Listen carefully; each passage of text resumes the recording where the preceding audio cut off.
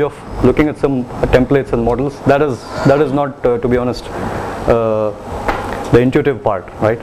So how are intangibles useful in corporate finance? This is very important to understand.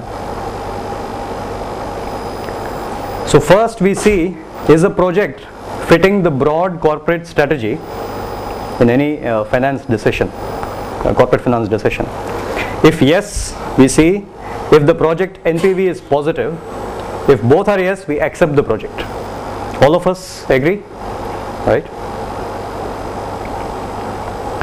And if the project NPV is negative, we should see if it has significant intangibles for valuing any business or for valuing the project to invest in, for that matter. If the NPV on the face of it from a discounted cash flow, without taking into effect the contingent scalability part, without taking into effect the real options part, the flexibility, convertibility, all that part, gives us a negative approach. We should see whether that business has got significant intangibles. If it has got, you still can accept that project. You can do your mathematics, but it's a way to think about how to use it in corporate finance. So when do we reject? Right?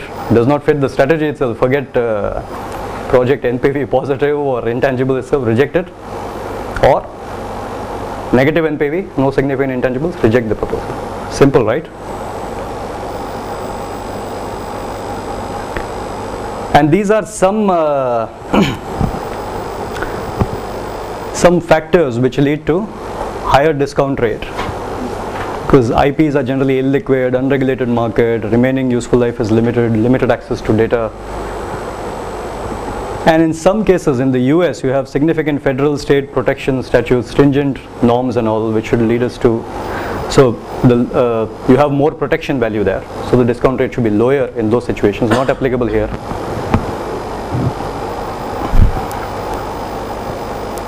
Alright, so we can take a break. Age has a wealth creation vehicle. In the agricultural age, it was land and the wealth that came from the land. In the industrial age, it was production and the wealth that came from production. In the information age, it was technology and the wealth and productivity that was created through technological innovation. The valuation of the shift age is going to be intellectual property, or IP. Right now, in 2008, more than 80% of the aggregate value of the S&P 500 companies is intellectual property. Compare that to 1975, when only 17% of the aggregate value of the S&P 500 companies was intellectual property. So in this 30-year period, we've gone from 17% to 80% valuation, going from hard assets to intellectual property. That's only going to continue. So the wealth of the shift age is intellectual property. Welcome to it.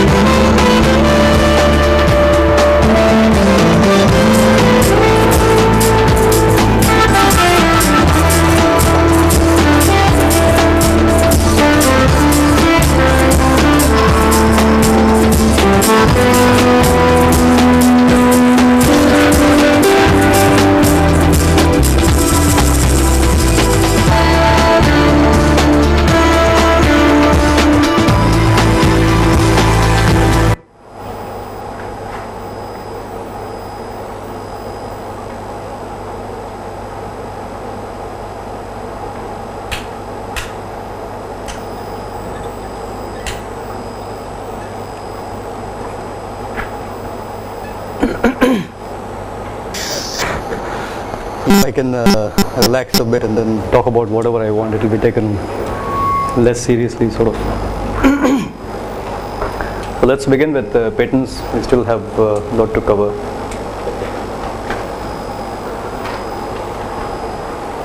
Look at the far behind, 6,000.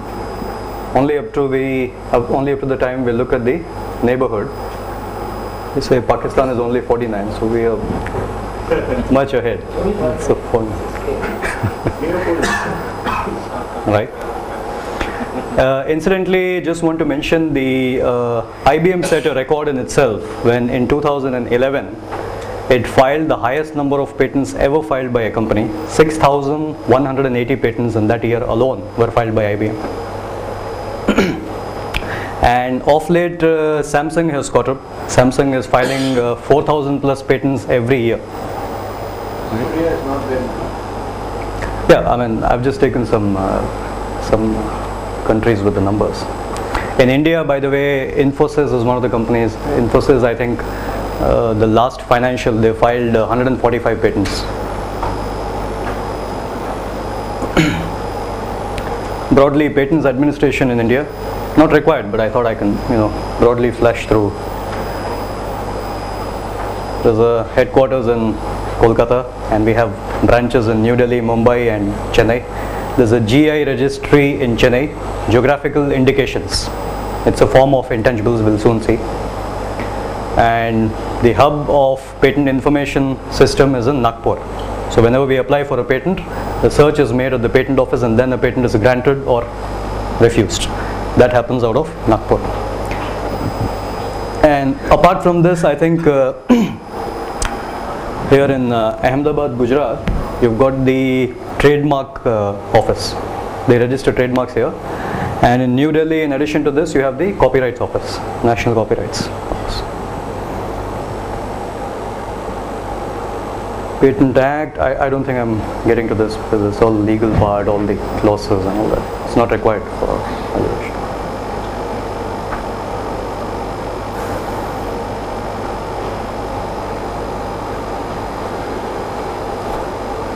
So an invention, if it's patentable or non-patentable.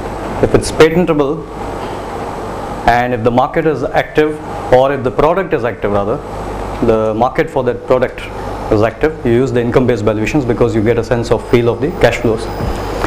If it is not sort of active, you use the cost-based valuation, at least to bring them on the books in some form. For patents which are for developments and research sort of projects which are non-patentable, they become soft intellectual property, and we can bring them to the books. For example, Coca-Cola can bring its trade secret on books because it's been closely guarded for so many years. They can follow cost approach and still bring it on books.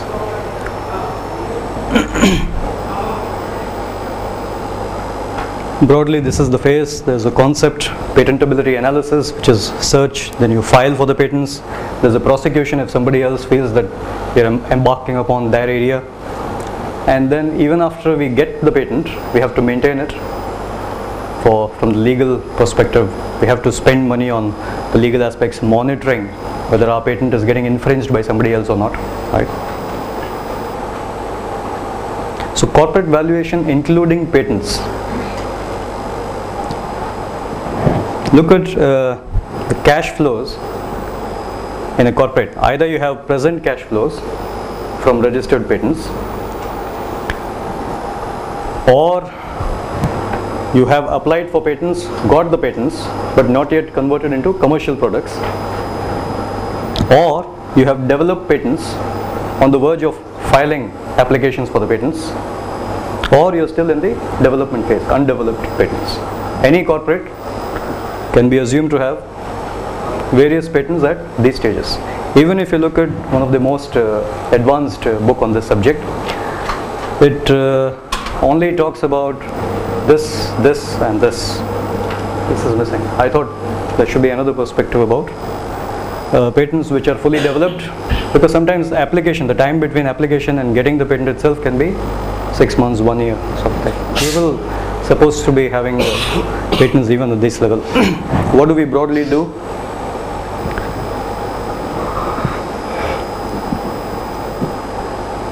to value patents at each stage in a corporate. Again, no book will give you this sort of bifurcation and which approach could be used. This is more for our practical sort of handling of matters. We all understand if there are present cash flows from registered patents which are developed into commercial products, you will have cash flows. So you can use DCF valuation to get at the valuation. Otherwise you use the option model, which we are going to soon see how to use option model. Binomial model is again a variant of option model, and that is used only when you're looking at 1 year from now. But most often we use option model. I think we'll cover option model today. And for undeveloped patents which are still in the R&D phase, we capitalize the research asset, right, which is again on the cost basis. In other words, whatever is the unamortized research asset balance can be used for recognizing undeveloped patents onto the books till it is going to the next stage.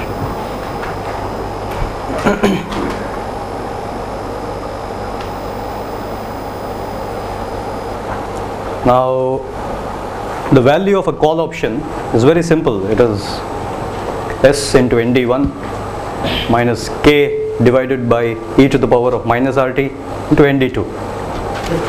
I see some smiles there, but those smiles can really manifest into reality if I show you what is D1 and what is D2.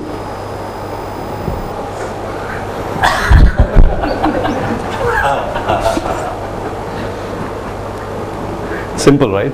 Justified in filing. Now you are.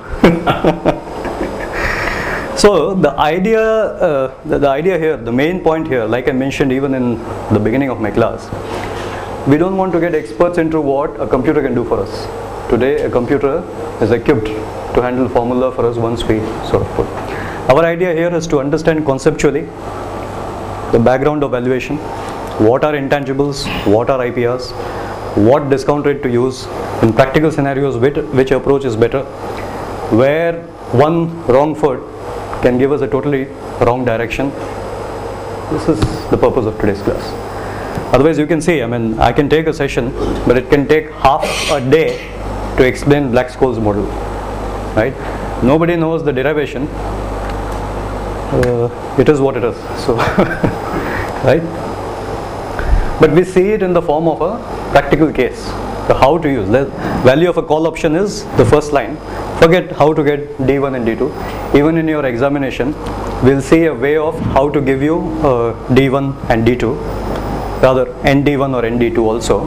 You just apply it and use it for the understanding purpose. It's not going to be asked, I think, as far as my knowledge goes. So let's use the formula in a practical scenario, how to use it. Incidentally, this is there in your Damodaran book also. So even if you miss out or don't understand fully, you can always go back home and read it from Damodaran. So Biogen, a biotech company, a biotech firm, has a patent on a drug called Avonex, a drug that treats multiple sclerosis. The patent is valid for the next 17 years and it plans to produce and sell the drug by itself. The key inputs of the drug are as follows. So here I have given you what is S, what is K, what is the riskless rate, which is R, what is the patent life T17. I have given you the variance, so you can simply plug it in that formula. The expected cost of delay, since the total life is 17 years, the moment you delay by 1 year, you lose out 5.89% of the value. And using that small formula, we got D1, D2 and D1, D2, right? Once we apply this, we get $907 million is the value of that patent on the drug Avonex. Now what could have been simpler is to do the NPV, which is what we are doing in the last but one line. We're saying NPV of the project is simply this minus this. So if we just follow conventional wisdom on valuations, we would say NPV is 3.4 billion minus 2.9 8 billion. $547 million is the NPV of the project. Convert it into a commercial product. Go ahead, convert it into a commercial product, launch it, market it, and use the cash flows. Anyway, it's NPV positive, right? What options do is they give us another perspective to look at when is the right time to launch this. When is the right time to launch this? Now, it's got a patent life of 17 years. Whether you should launch it now, even then the thing is the cash flows are net present value is positive, no problem. But can we get better value out of the same patent? That is what an option valuation model like Black-Scholes model helps us to analyze and understand. So when we see the value as a commercial project is 547 million, but the value of the patent as of now is 907 million, and both of them are discounted present values in their own realms. So which one is higher? As a patent. So which tells us that it is better as of now not to convert it into a commercial product, retain it as a patent for now. So when do we, the next question arises as to when do we convert into a commercial product? So you keep reducing the number of years. If you don't convert into commercial product even 1 year from now, the remaining useful life of the patent becomes 16 years. And recompute the patent value till it reaches almost near 547 million. Damodaran, you can all go back and then see somewhere between 8th and 9th year those two become same. So all it says is if you launch it now or you launch it then, launching it then is better. As of now, retaining it as a patent is better, right? Because if you launching is not going to be without its cost, without marketing costs, without all those. It's factoring in all the risks and variances and all those things, right? It gives us another perspective to look at when to launch so that we get the maximum value out of this one. So as of now, if the patent value were lower, we could have followed our conventional model of launching the product and getting the